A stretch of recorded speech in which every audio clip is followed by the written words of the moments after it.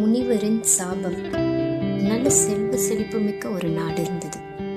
அந்த நாட்டோட அரசர் அந்த நாட்டை ரொம்ப பலமாகவும் அந்த மக்களை பாதுகாப்பாகவும் பார்த்துக்கிட்டு ஆட்சி பண்ணார். அந்த மக்களுக்கெல்லாம் அந்த அரசர் மேல அவ்வளவு பிரியம். அந்த அரசருக்கும் இன்னும் நிறைய தேசங்களெல்லாம் கைப்பற்றி தன்னுடைய ஆட்சியை அந்த தேசத்திலெல்லாம் நிலைநாட்டணும், அவருடைய நாட்டில் இருக்க மாதிரியே மற்ற நாடுகளும் செல்வ செழிப்போட வாழணும் போன்ற பல கனவுகளோடு இருந்தார். இப்படி இருந்த இந்த நாட்டுக்குள்ளர ஒரு நாள் ஒரு முனிவர் வந்தார்.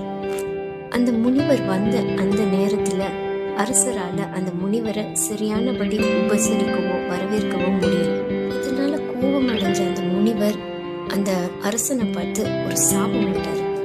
நீ இந்த பிறவியில ஒரு பன்றியா மாறி காட்டுக்குள்ளார வாழ போற அப்படின்னாரு. உடனே அந்த மன்னர் அந்த முனிவரோட காலில் விழுந்து, என்னை மன்னிச்சிருங்க முனிவரே, நான் மிகப்பெரிய தப்பு பண்ணிட்டேன், என்னோட நாடும் என்னோட மக்களும் எனக்கு ரொம்ப முக்கியம், இதுக்கு ஏதாவது ஒரு சாபம் விமோச்சனம் சொல்லுங்க அப்படின்னு சொல்லி கெஞ்சி கேட்டார்.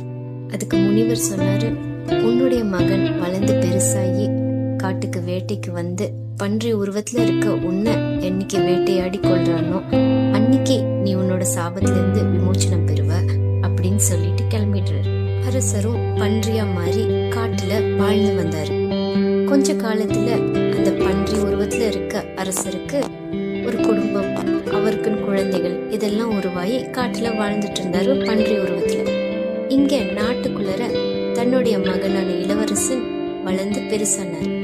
அந்த இளவரசனுக்கும் தன் அப்பா பத்தின சாபத்தை சொல்லி வளர்த்தாங்க. வளர்ந்து பெருசாகி அந்த இளவரசர் காட்டுக்கு போனார்.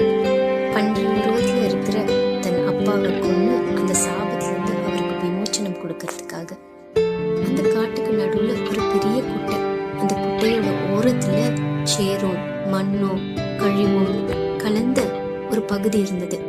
அங்க ஒரு பெரிய ஆண் பன்றி இருந்தது. அதை பார்த்த உடனே தெரிஞ்சிருச்சு இளவரசருக்கு அது தன்னோட அப்பாவா தான் இருக்கணும் அப்படின்னு. அதனால உடனே இளவரசர் ஒரு பெரிய அம்பு எடுத்து அந்த பன்றியை நோக்கி குறிப்பாத்தாரு. இதை பார்த்த அந்த பன்றி இளவரசரை பார்த்து, ஐயோ வேண்டாம் மகனே வேண்டாம், என்ன கொன்னுறாத அப்படின்னு சொல்லுச்சு. அரசரே, ஏன் இப்படி சொல்றீங்க? உங்களை கொன்னாதான் உங்களுக்கு இந்த சாபத்துல இருந்து விமோச்சனம் கிடைக்கும், அப்பதான் நீங்க திரும்ப அரசரா மாறி